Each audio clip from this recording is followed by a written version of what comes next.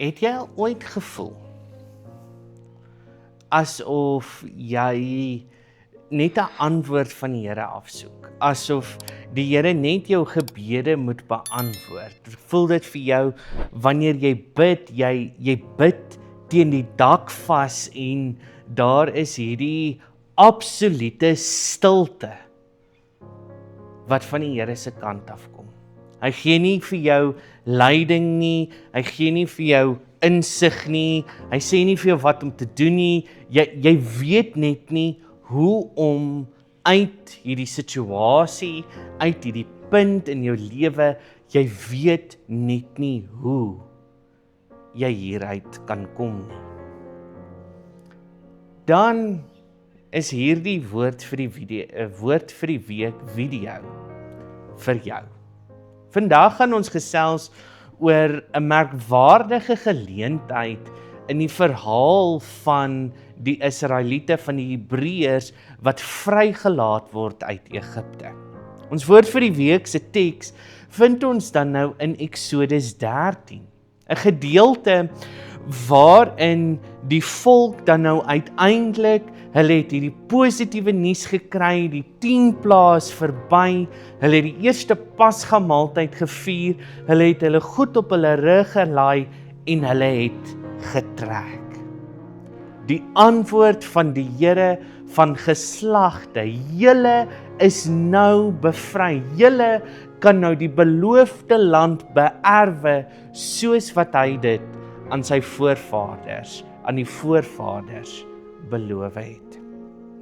Maar wanneer ons die gedeelte gaan lees, dan is dit amper half skokkend wat ons in die gedeelte kry, want skielik is dit nie, kom ons gaan met die direkte roete deur die Filistynse gebied op in Kanaan na die beloofde land toe nie.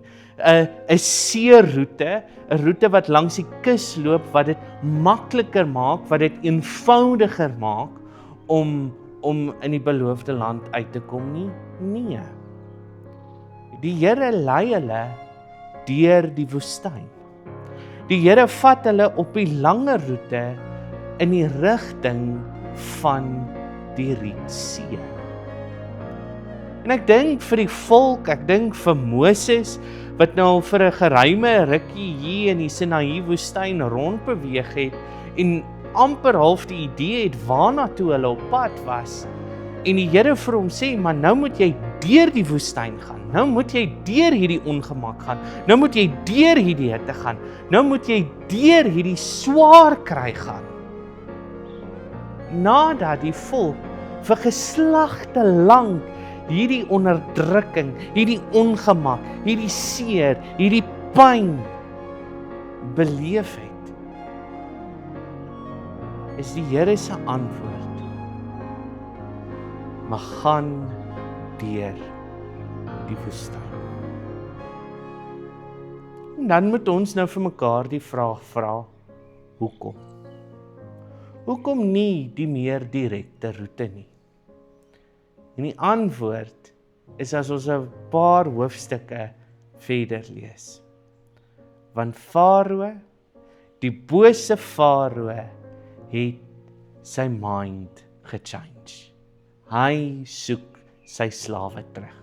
Hy soek die Hebreërs terug. Hulle moet terugkom. En hy stuur sy weermag agter hulle aan. As dit nie vir die rampspoed was by die Rietsee,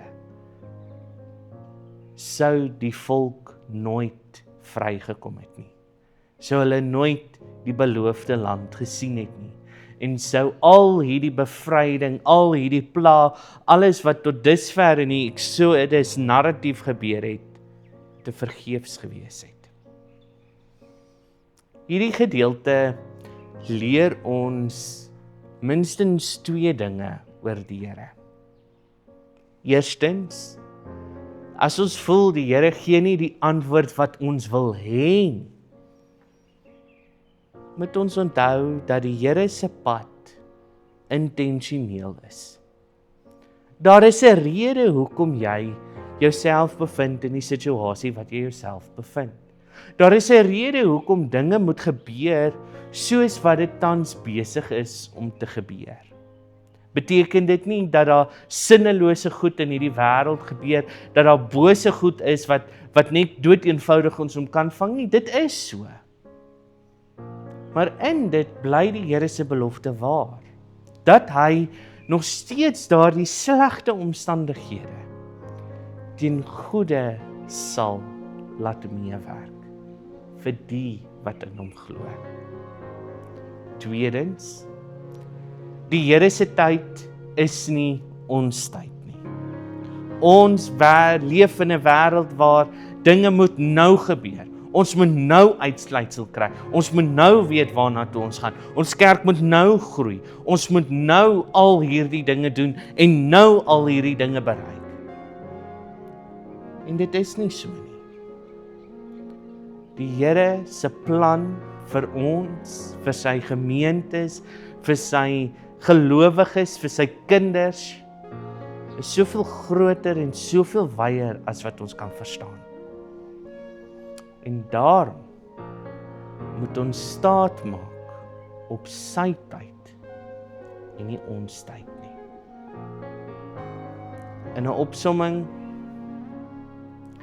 die Here gaan ons vooruit. Die Here is agter ons. En die Here is in ons omstandighede. Ons moet net bid. Ons moet net vra. Ons moet net na hom toe gaan.